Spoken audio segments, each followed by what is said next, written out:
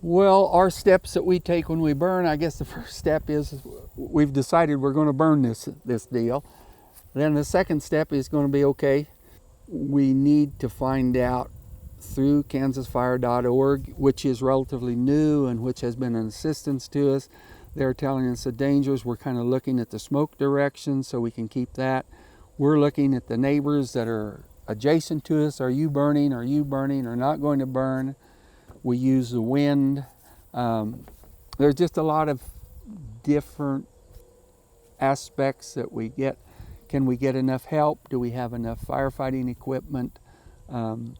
Who's going to be available? And all of those things show up into a burn as we undertake it.